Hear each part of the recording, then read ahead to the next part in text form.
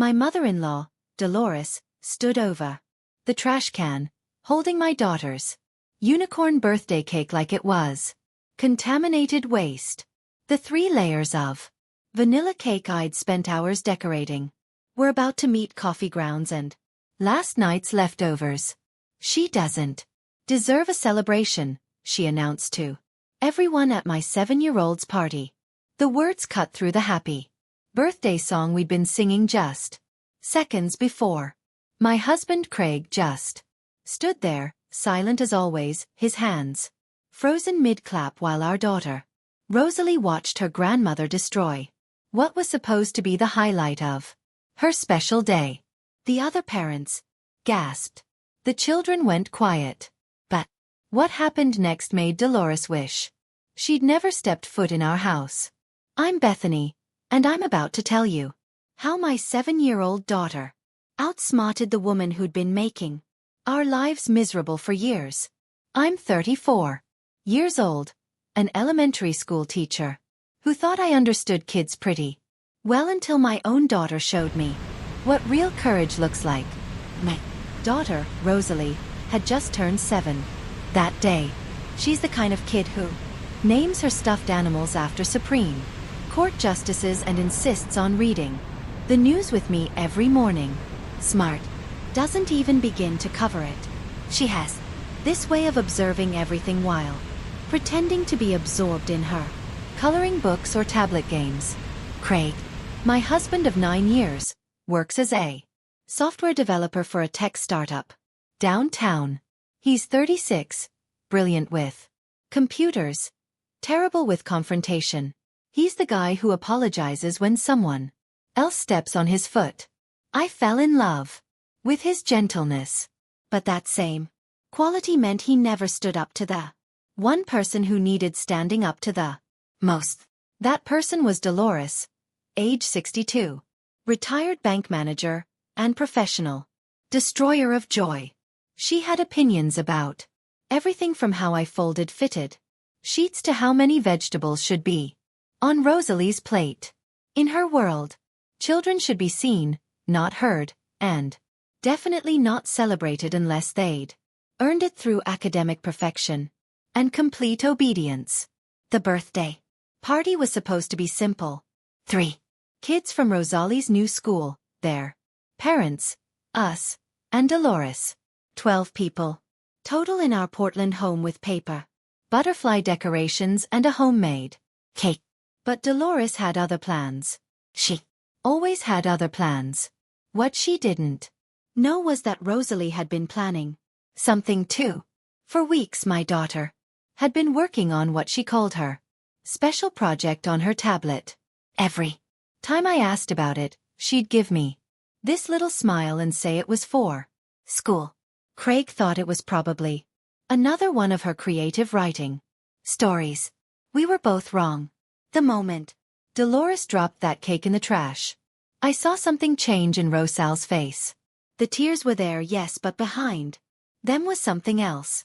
A look I recognized from my own childhood when I finally decided I'd had enough of being pushed around.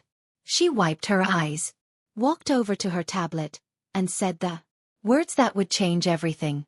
Grandma, I made you a special video. Want to see it?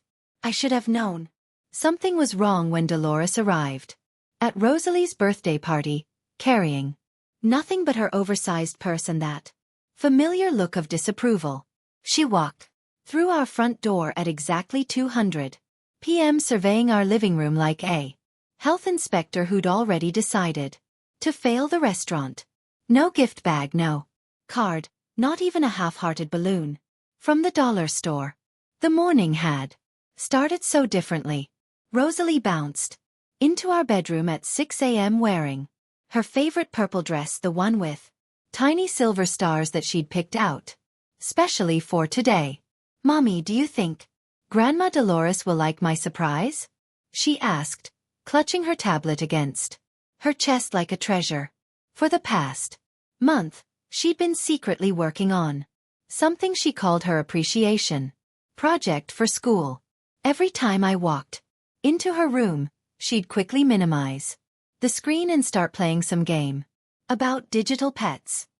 I'm sure she'll love whatever you made, sweetheart, I told her, though the words felt heavy with doubt. Dolores hadn't loved anything we'd done in the 3 years since we'd moved to Portland for Craig's job. Our small craftsman house was transformed for the occasion. Rosalie and I had spent 3 evenings cutting and folding paper butterflies in every shade of purple and pink. We'd strung them from fishing line across the ceiling, and when the afternoon light hit them through the windows, they cast dancing shadows on the walls. The dining table wore my grandmother's lace tablecloth, and I'd set it with mismatched vintage plates I'd collected from estate sales and thrift stores. Each plate told a story, had a history. Just like I wanted Rosalie to understand that imperfect things could still be beautiful. The centerpiece of it all was the cake. I'd stayed up until 2:00 a.m. the night before, carefully piping buttercream roses and sculpting a fondant unicorn with a rainbow mane. 3 layers of vanilla cake with strawberry filling. Rosal's favorite. She'd drawn me a picture of exactly what she wanted, down to the unicorn's pink hooves and golden horn. Remember when Grandma said unicorns are silly and I'm too old for them? Rosalie had asked while we were mixing the batter together 2 days earlier. I remember, I said, letting her lick the spoon. I still want one. Maybe when she sees how pretty it is, she'll understand why I love them. That morning, Craig was conveniently busy in the garage, supposedly getting ice but really just avoiding the pre-party preparations. He'd been doing that more lately, finding reasons to be elsewhere when his mother's visits loomed. His weekly calls with her had become exercises in deflection. Mom's just traditional, he'd say after hanging up, rubbing his temples. She means well, but meaning well and doing well are 2 different things, and Dolores had been steadily chipping away at our family since the day Craig proposed to me. A teacher, she'd said when he told her my profession. Well, I suppose someone has to do it. As if shaping young minds was equivalent to mopping floors. My parents lived across the country in Boston. Too far to make it for every birthday, but never too far to send love. They shipped a package that arrived 3 days early with strict instructions not to open until the big day. My sister Nain was supposed to fly in from Chicago, but her flight got cancelled due to storms. She'd FaceTimed that morning singing happy birthday while Rosalie ate her special birthday pancakes shaped like butterflies. Give Dolores hell, Nain had whispered to me when Rosalie ran off to get dressed. She's Craig's mother. I have to try, I whispered back. You've been trying for 9 years, Beth. When's he going to try? The invited guests were intentionally limited. 3 kids from Rosal's new school were coming with their parents. Indigo, a boy with bright red hair who shared Rosal's love of astronomy. Waverly, a quiet girl who'd been teaching Rosalie origami at recess. And Jasper, the class clown who made my daughter laugh until milk came out her nose. Their parents were the kind of people who brought homemade cookies to PTA meetings and actually volunteered for field trips. I'd spent the morning arranging everything perfectly.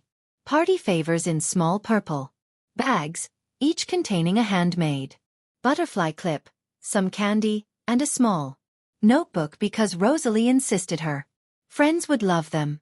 The playlist was carefully curated with songs about birthdays, dreams, and magic. Even our ancient golden retriever, Biscuit, wore a festive bandana. Craig emerged from the garage carrying exactly 1 bag of ice, wearing the same resigned expression he always wore before his mother's visits. She's going to find something wrong, he said, not meeting my eyes. She always does, I replied. straightening Rosalie's special birthday crown one more time. But today is not about her. How wrong I was. It was about to become all about Dolores, just not in the way any of us expected. The trouble started the moment Dolores walked through the door. She surveyed the decorations with pursed lips, her eyes tracking across every paper butterfly like she was calculating the waste of time and money they represented. All this for a 7-year-old. Thany, this is excessive. Children in my day were grateful for a simple cake and family dinner. Mom, please, Craig muttered from behind his coffee mug, his standard defensive position. It's her birthday. And last month it was her half-birthday. And before that a celebration for losing her first tooth. You're raising an entitled princess who expects the world to revolve around her. Rosalie, who had been carefully arranging party favors on the coffee table, heard every word. Watched her shoulders drop slightly, but she kept working, placing each bag with the same precision she used for everything. That's when I noticed she'd placed a special party hat at Dolores's spot at the table, one she decorated herself with "World's Best Grandma" written in silver glitter glue. She'd spent an hour on it last night, her tongue poking out in concentration as she made sure each letter was perfect. The other families arrived in quick succession. The Johnsons with Indigo, who immediately ran to show Rosalie his new telescope app. The Patels with Waverly carrying a gift wrapped in paper she'd painted herself. The Turners with Jasper, who burst through the door already telling jokes. The parents gravitated toward the kitchen where I'd set up drinks and appetizers, making the polite conversation that flows between people who know each other through their children. Dolores positioned herself in the corner chair like a queen holding court, occasionally making pronouncements to anyone within earshot. In my generation, children played outside instead of staring at screens. She announced when Indigo showed the kids his tablet. Sugar is poison for developing minds, she declared as Waverly's mom helped herself to a cupcake. Children today have no discipline, she observed when Jasper laughed too loudly at his own joke. Craig floated between rooms, refilling drinks and avoiding eye contact with everyone. I caught him in the kitchen during one of his escapes. Can you please talk to your mother? She's making everyone uncomfortable. She's just being herself, he said, which was exactly the problem. Then be yourself for once and tell her to stop. He opened his mouth to respond, but we heard Dolores's voice rise from the living room. Rosalie, posture. You're slouching like a common street child. Return to find my daughter sitting ramrod straight, her party crown slightly askew, trying to maintain perfect posture while playing a board game with her friends. The other parents exchanged glances. Waverly's mom moved closer to the children, creating a subtle barrier between them and Dolores. For an hour, we maintained this uneasy peace.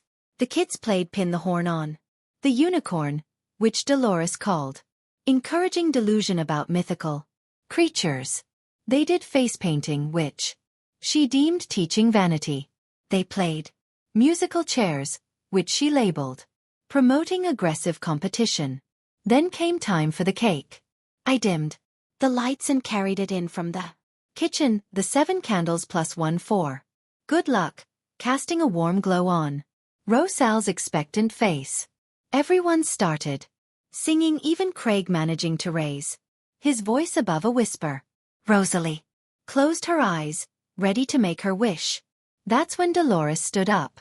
Stop this nonsense right now. Her voice cut through the singing like a blade. The room fell silent instantly. This child got a C on her spelling test last week.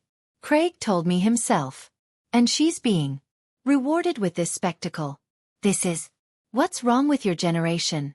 Bethany. No consequences. No standards. Just endless celebration of mediocrity. Mom, that's enough. Craig said weakly. But his mother was already moving. No. It's not enough. Someone needs to teach. This child that rewards must be earned. Through excellence, not just existence. Before anyone could react, she grabbed the entire cake with both hands, plate and all. She marched into the kitchen with the determination of someone on a moral crusade. We all stood frozen as she held it over the trash can. She doesn't deserve a celebration, Dolores announced. Then she dropped it. The cake hit the trash with a wet thud. The fondant unicorn's head broke off and rolled across the coffee grounds, and orange peels, pink and purple frosting, smeared against the plastic bag. 3 layers of carefully baked love disappeared into the garbage. The room was silent except for Biscuit whimpering. From his bed, Indigo's mom covered her mouth with both hands. Waverly started crying.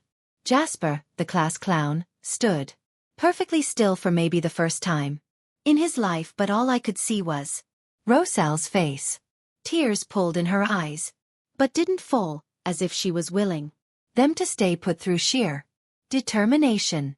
Her bottom lip trembled as she stared at the trash can where her birthday cake, her magical unicorn cake that she designed and dreamed about, lay in ruins among the household garbage.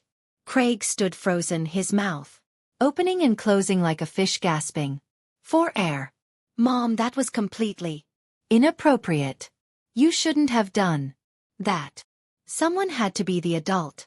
Here, Dolores replied, brushing imaginary crumbs from her hands with the satisfaction of someone who just performed a public service. When children fail, they face consequences. That's how they learn.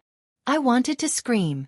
I wanted to grab Dolores by her perfectly styled gray hair and drag her out of my house. My hands actually shook with the effort of keeping them at my sides. Every maternal instinct in my body roared to life, demanding I protect my child, defend her, do something, anything to erase the hurt on her face. Indigo's dad stepped forward. Mrs. Dolores, I think you should apologize. That was cruel. Cruel as letting a child believe she's special when she's average. Dolores shot back. Cruel is setting her up for a lifetime of disappointment when the real world doesn't hand out prizes for participation. She's 7 years old. Waverly's mom exclaimed, pulling her daughter closer. Old enough to learn that actions have consequences. AC and spelling. In my day, that meant no dessert for a month, let alone a party. Craig finally found words again, though they came out strangled. The spelling test was on advanced words. The teacher said she did well considering they'd just started the unit. Excuses. Dolores waved him off. You always make excuses for them both. That's when I saw something unexpected happen on Rosalie's face. The tears that had been threatening to fall suddenly stopped. She wiped her eyes with the back of her hand, and then she smiled. Not a sad smile or a forced one, but the same mischievous grin she got when she figured out the answer to a difficult puzzle or successfully pulled off a magic trick she'd been practicing. Grandma Dolores, she said, her voice surprisingly steady and clear. I understand you're disappointed in me, but I made something special for you. Can I show you, please? Dolores huffed, adjusting her purse strap. I suppose, though I don't see how anything could excuse this behavior and these grades. It's a video, Rosalie interrupted, her excitement seeming genuine as she ran to get her tablet from the living room. She handled it carefully like it contained something precious. I made it for school, but it's really for you. My teacher, Mrs. Chen, said it was the best project in the class. I got an A+ on it. That caught Dolores's attention. Her eyebrows raised slightly. An A+. Well, why didn't anyone mention this? Earlier. Because it was supposed to be a surprise for today, Rosalie said, connecting the tablet to our smart TV with practiced ease. I've been working on it for a whole month, every day after school, sometimes during lunch too. Craig looked at me questioningly. Shrugged, as confused as he was. Rosalie had mentioned a school project, but she'd been secretive about the details. It's called The Important Women in My Life, Rosalie announced, navigating to her files with quick fingers. You're the star, Grandma. The whole thing is about you and what you've taught me. Dolores's expression shifted from irritation to intrigue, then to something approaching pleasure. She smoothed her skirt and sat down in the prime viewing spot on our couch, directly facing the TV. Well, I must say, this is unexpected. At least, someone recognizes the importance of honoring your elders. Oh, you're definitely honored in this, Rosalie said, and something in her tone made me look at her more closely. There was a glint in her eye I'd seen before, usually right before she checkmated Craig in chess or revealed she'd known about her Christmas presents all along. The other parents remained standing, awkwardly, unsure whether to stay or leave. Jasper's mom started to gather their things, but Rosalie turned to them. Please stay. Everyone should see this. It's educational. Yes, stay. Dolores commanded, now fully invested in being the center of attention. Perhaps you'll all learn something about proper values and the importance of grandmother figures in children's lives. Craig moved closer to me, perhaps sensing the shift in atmosphere. Even Biscuit had emerged from his bed, tail wagging tentatively as if the tension in the room had lifted. Rosalie stood by the TV, like a tiny presenter, her birthday crown still slightly crooked, but her bearing confident. This took a lot of research. I had to gather what Mrs. Chen called primary sources. Do you know what those are, Grandma? Of course I do. Dolores sniffed. Original documents and first-hand evidence. Exactly. Rosalie beamed. And I found so much evidence. So much. You're going to be amazed at how much I learned from watching you. She pressed play with a flourish, then stepped back to stand between Craig and me. I felt her small hand slip into mine and she squeezed it 3 times. Our secret code for I love you. The TV screen came to life with the cheerful opening notes of what sounded like a children's educational program theme song. The video opened with cheerful music and the title in colorful letters, The Important Women in My Life, by Rosalie Mitchell. Then Rosal's recorded voice began, sweet and clear. The most important woman in my life is my Grandma Dolores. I want to show everyone why she's so special and what she's taught me about life. Dolores pined, sitting up straighter and casting a satisfied look around the room. Well, it's about time someone recognized my contributions to this family. The screen transitioned to a photo of Dolores at last year's Christmas dinner, looking regal in her navy dress. Rosal's voiceover continued. My Grandma Dolores has taught me so many important lessons. Let me share them with you. Then the first video clip played. The image was slightly shaky, clearly filmed from tablet height. The date stamp showed Thanksgiving just 6 months ago. Dolores's voice rang out crystal clear. That child is manipulative just like her mother. She cries to get attention. It's pathetic, really. 7 years old and still acting like a baby whenever things don't go her way. The video showed Dolores sitting in our living room talking on her phone while I was in the bathroom. The angle revealed something else. Rosalie, visible in the reflection of the china cabinet glass, curled up on the couch where she was supposedly napping, tears streaming down her face as she heard every word.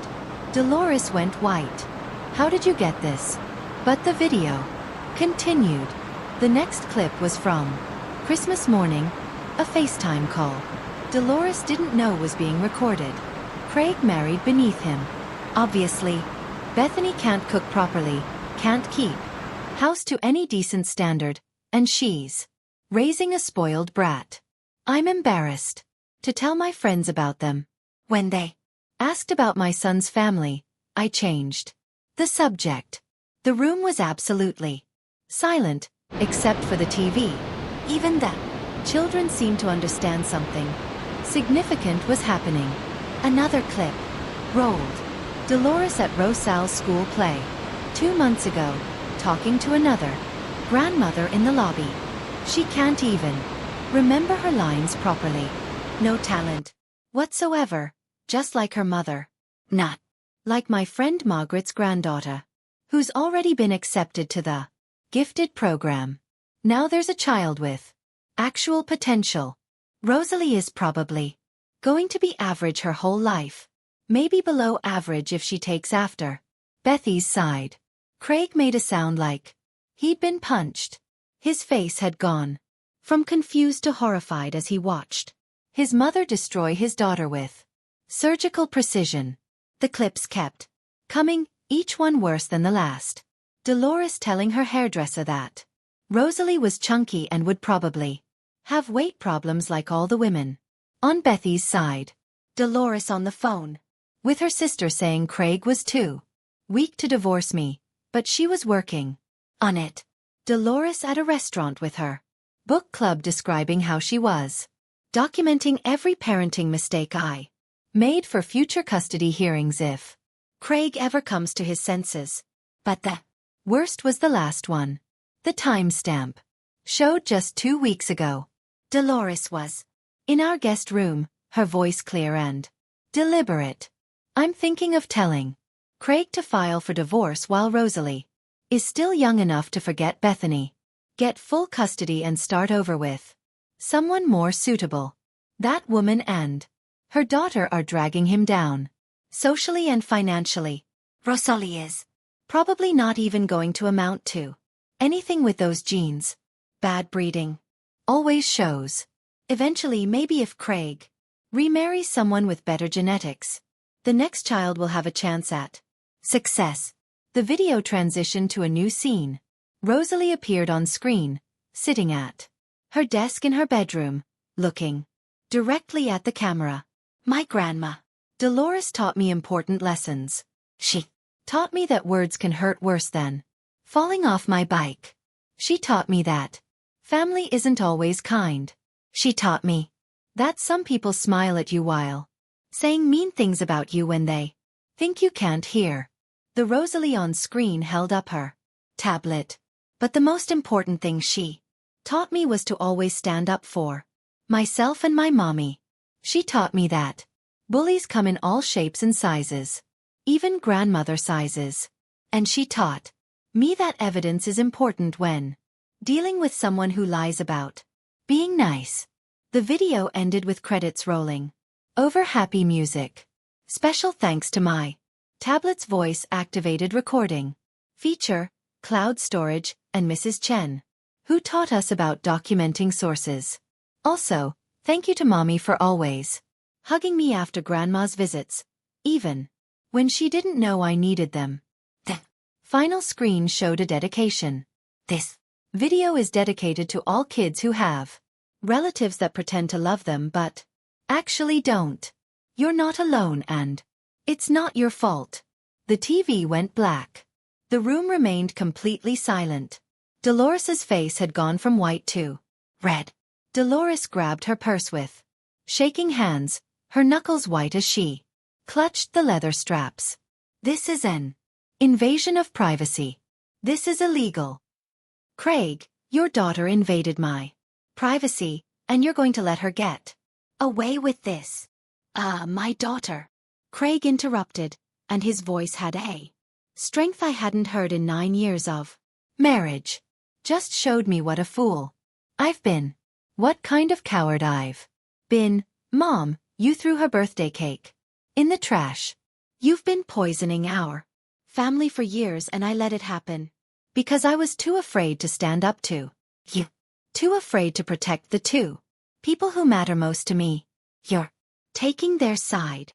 Dolores shrieked, standing up so fast she knocked over a glass of water on the coffee table after everything I've done for you. What have you done, Mom? Tell me. Because what I just saw was you systematically trying to destroy my wife's confidence and my daughter's self-esteem. You called my 7-year-old manipulative. You said she had bad genes. You talked about taking her away from her mother. What kind of grandmother does that?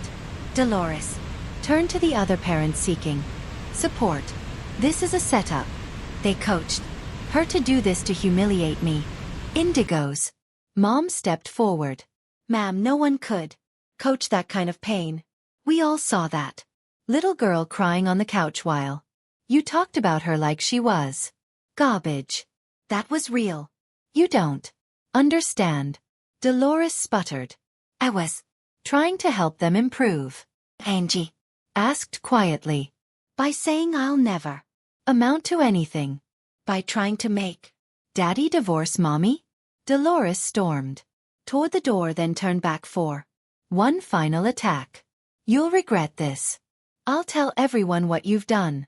I'll make sure everyone knows what kind of child you're raising. Good, I said, finding my voice at last. Tell them about the 7-year-old who stood up to a bully. Tell them about the little girl who was brave enough to show the truth. I'm sure that story will go exactly how you think it will. Dolores slammed the door so hard that 3 paper butterflies fell from the ceiling, drifting down like purple snow. The room stayed quiet for a moment. Then Indigo started clapping. His parents joined in. Then Waverly's family. Then the Turners. Soon everyone was applauding, and Rosalie took a little bow, her crown finally falling off completely. Mrs. Mitchell, Waverly's mom said, reaching into her large tote bag. I have an extra cake in my car.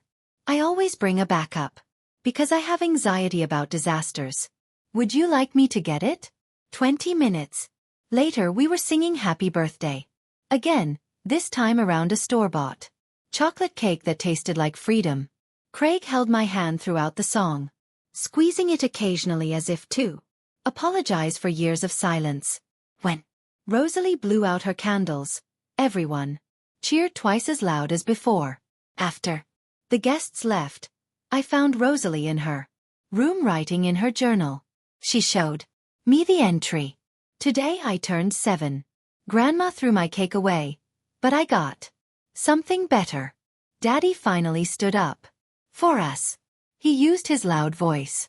Best birthday ever. Then she showed me the next line. P.S. Mrs. Chin didn't really assign that project, but she did say I should document bullying whenever I see it. I think I documented it pretty good. Rosalie, how long were you recording Grandma? Since Christmas, when she made you cry in the bathroom. I heard you, Mommy. That's when I started keeping evidence. Mrs. Chen taught us about evidence in our Justice Unit. 6 months have passed since that birthday. Dolores sent one letter through a lawyer claiming we'd violated her privacy rights. Our lawyer, Nane's husband, laughed and explained that Oregon is a 1P party consent state.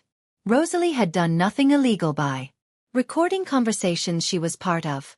Craig goes to therapy now every Thursday at 4:00 p.m.